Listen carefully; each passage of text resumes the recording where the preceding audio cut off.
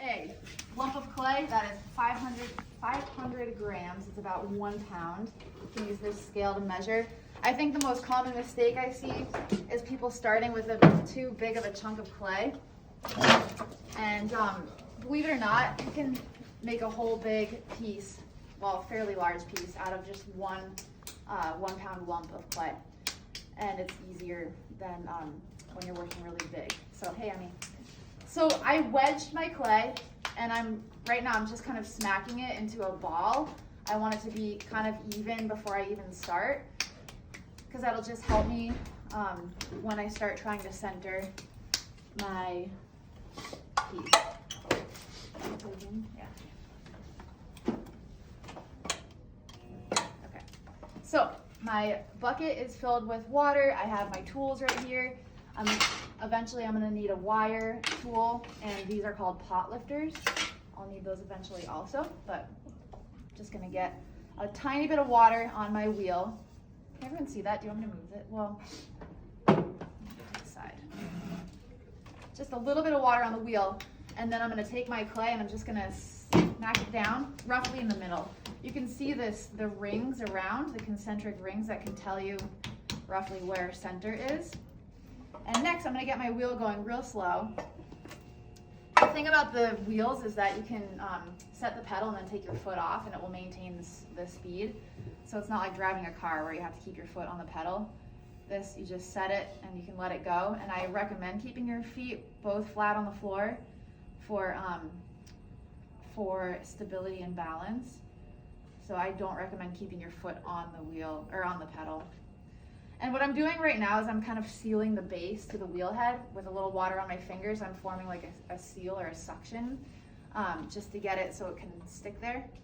I'm gonna get this going a little faster.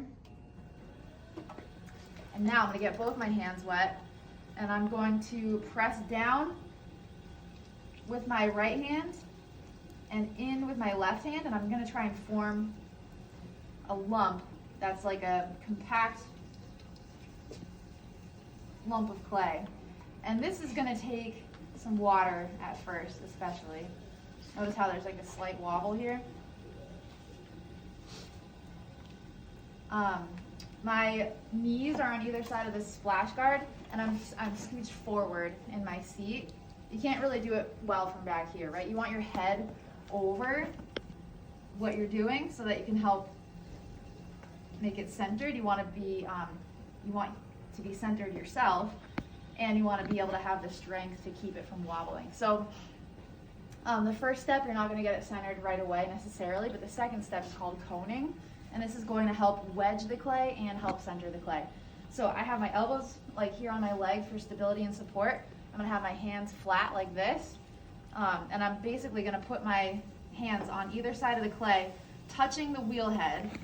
I'm not pulling up, I'm just squeezing my hands together, and what that's going to do is force the clay to come up through my hands into a cone shape. You can always scrape off excess clay on the edge of your bucket. So I'm just squeezing, and as I'm doing that, notice how it's coming up into more of a cone. And once you get the base like thinner, then you can start pulling. And every little movement that you make matters. And so even when you're pulling your hands off your piece, you want to do it gently and not abruptly. You don't want to pull your hands away because it can throw your piece off center.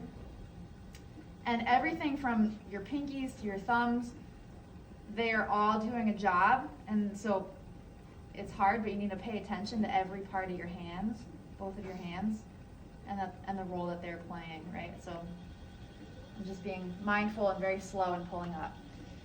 So this is the coning stage, and I'd say you can get it a little thinner if you want to, but mine feels pretty centered, so I'm going to push it back down into a lump now.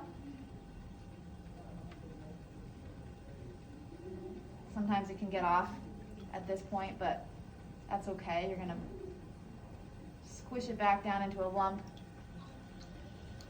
Right hand on top, left hand on the side. I'm going to try and flatten the top a bit.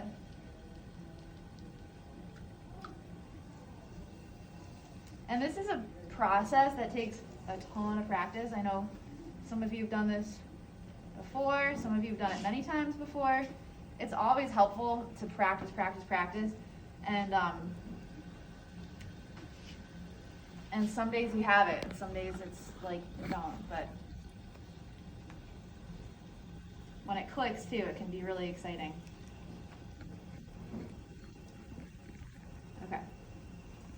So, and this is also something that's I'm still practicing too. It's not my strongest in terms of ceramics, but I have like a lump that I'm like fairly happy with. There's a tiny wobble to it. Okay. So the next step is you're going to find the center of your piece, and what I like to do is rest my hands on top like this, and I just, with my middle finger and my pointer finger, I start pressing inwards to see if I can find a place where my fingers aren't wobbling. And this is going to take even more water because you're opening up clay from the inside, and the inside is still really dry. The outside has water on it because I've been adding water, but it's still pretty dry. So I'm just trying to poke a hole straight down through the center. Obviously I don't want to go all the way through to the wheel, but I'm trying to get it as deep as I can without going too far. And I really don't want my finger in there wobbling around. So I've got a hole in the center, and this is where your hand positioning really matters. I take my thumb of my right hand, and my left hand is going to be on the outside. You always want equal and opposite pressure. So what I'm going to be doing is squeezing with my right thumb into my left palm, because if I just like pushed outwards, there would be no force on the outside to support that. And I'm not pulling up, I'm just widening out the walls. I'm gonna keep adding water. I'm just opening out the walls. And other than my thumb moving, my hands are really staying still.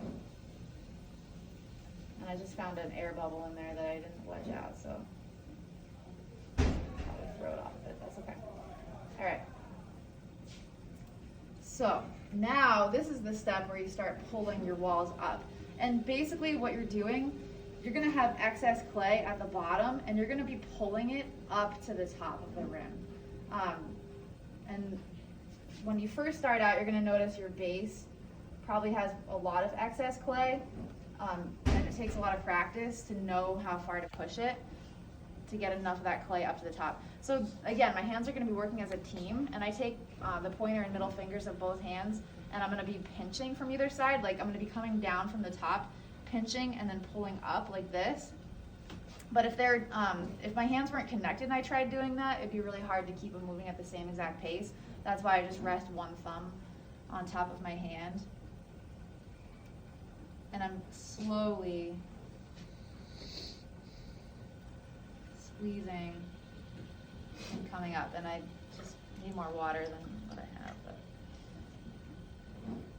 experienced wheel throwers will do this exactly 3 times and be done, but if you're learning and you're hesitant, that's fine if it takes more. This is called pulling, when you're pulling the walls of your piece. And it doesn't matter what shape you're making.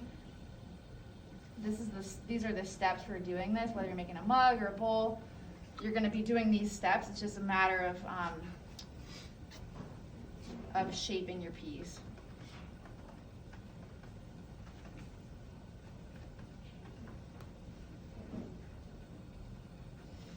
And in terms of the rim is going to be the most delicate. It's similar to making a pinch pot.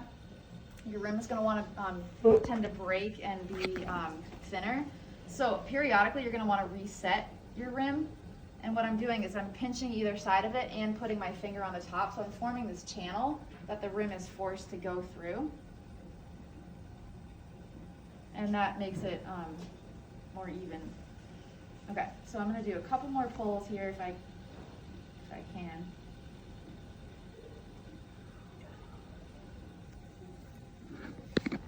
Notice how I'm not touching my wheel speed. I just set one speed and left it. And notice how my posture is over my piece.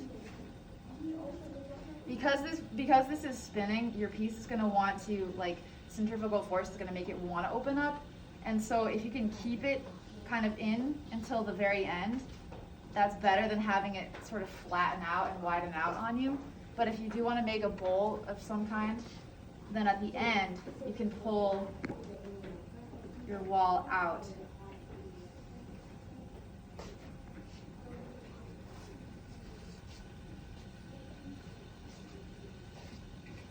And I haven't even used any tools yet, but some tools you might find helpful. Some people throw with a sponge in their hand, just to keep adding water as they go.